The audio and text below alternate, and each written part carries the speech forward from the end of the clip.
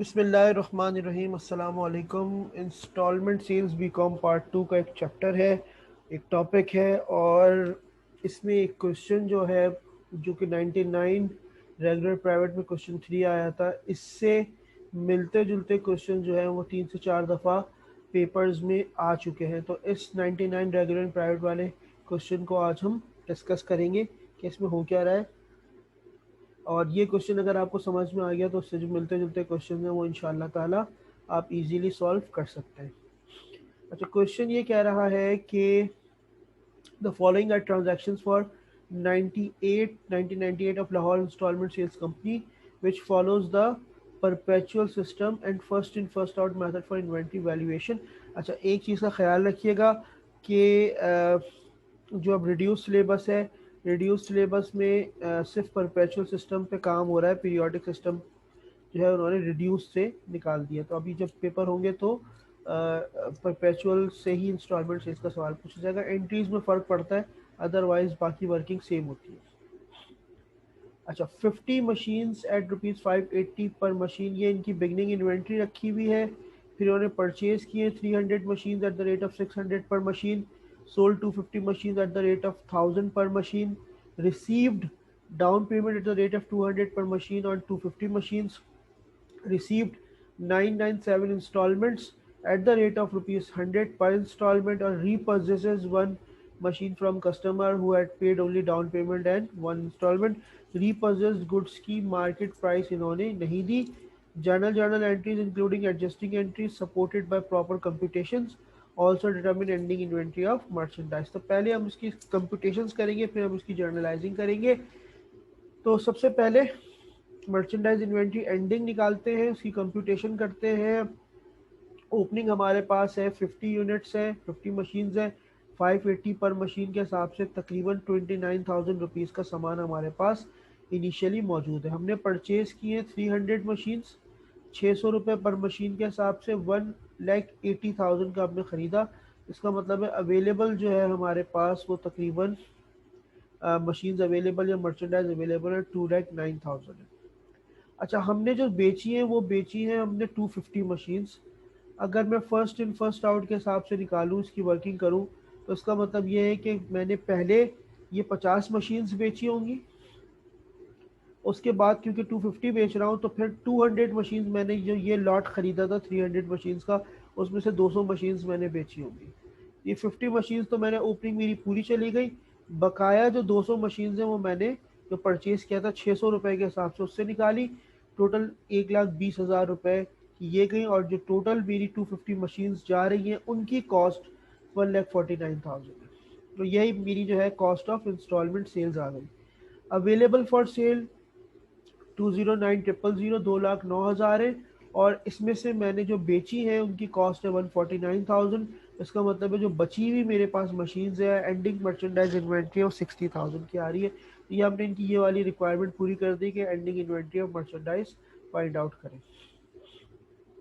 ये वर्किंग हमारी merchandise inventory की है। उसके बाद सेकंड जो स्टेप हमारा होता है वो है हमने कंप्यूटेशन करनी है डेफर्ड या अनरियलाइज्ड ग्रॉस प्रॉफिट की। तो उसका फॉर्मूला क्या होता है, इंस्टॉलमेंट सेल्स में से आपने कॉस्ट ऑफ इंस्टॉलमेंट सेल्स को माइनस करना है और आपके पास डेफर्ड और अनरियलाइज्ड ग्रॉस प्रॉफिट आ जाता है।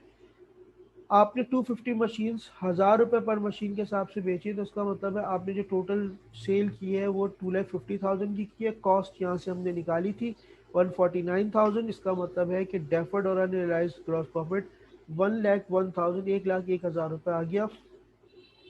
अगली रिक्वायरमेंट हमारी होती है, हम rate of deferred gross profit निकालते हैं। Rate of deferred gross profit निकालने के लिए डेफर्ड ग्रॉस प्रॉफिट को इंस्टॉलमेंट सेल से डिवाइड करके 100 से मल्टीप्लाई कर देते हैं। हमने डेफर्ड ग्रॉस प्रॉफिट को इंस्टॉलमेंट सेल से डिवाइड करके 100 से मल्टीप्लाई किया, तो तकरीबन 40.40 हमारा एक रेट आ गया डेफर्ड ग्रॉस प्रॉफिट का।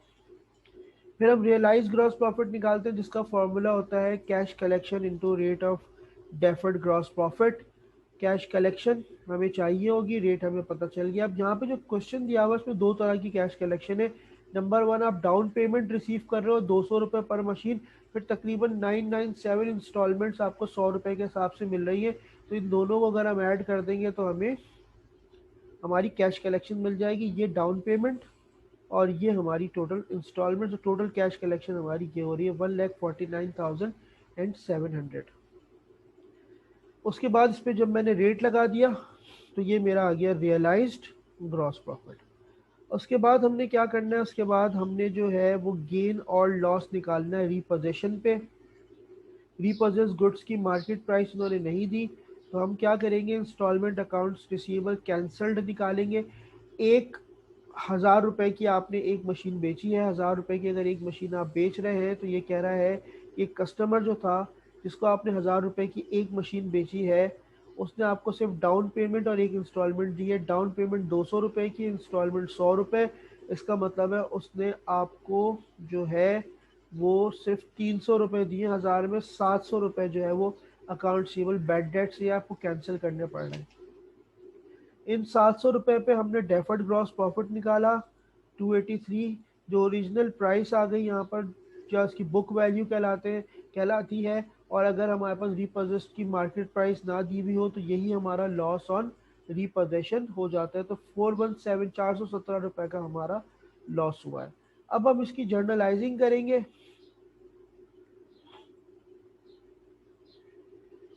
पहली एंट्री परचेज का दिया हुआ था आपको इन्फॉर्मेशन, परचेजेस की दी हुई थी। ओपनिंग इन्वेंट्री और एंडिंग इन्वेंट्री की हम एंट्री पास नहीं करते, हमने पहले परचेजेस की बना ली परचेजेस वाली अमाउंट से। और उसके बाद जो है फिर हमने सेल्स की बनाई, ये भी अमाउंट हमें पता है।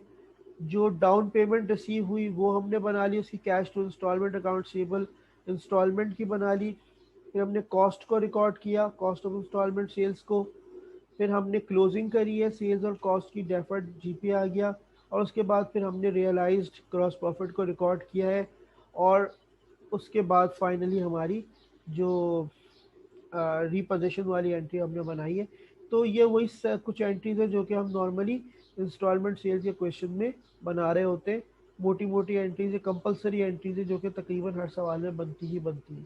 इससे रिलेटेड एक और वीडियो जो है वो हमारे इस पे चैनल पे मौजूद है। अगर आप देखना चाहें तो इंस्टॉलमेंट सेल की बेसिक एंट्रीज वगैरह वहाँ पे सारी बताई गई है, बेसिक क्वेश्चन जो है वो सॉल्व किया गया है। तो उसका लिंक भी इंशाल्लाह मैं यहाँ पे कमेंट्स में डाल दूंगा, तो आप उसको चेक कर सकते हैं कि उसमें क्या चीज़ किस तरह से ये बेसिक एंट्रीज बनाई जा रही है। तो ये हमारा क्वेश्चन था इंस्टॉलमेंट सेल्स का। आई होप आपको समझ आ गया होगा कि इसमें क्या करना है। क्वेश्चन बहुत 3 से 4 दफ़ा रिपीट हुआ है, और उसके बाद जो है अगर हो सकता है कि अब दोबारा इस दफ़ा भी इस तरह का कोई क्वेश्चन पूछ लिया जाए। बहुत बहुत शुक्रिया। अल्लाह हाफ़िज़।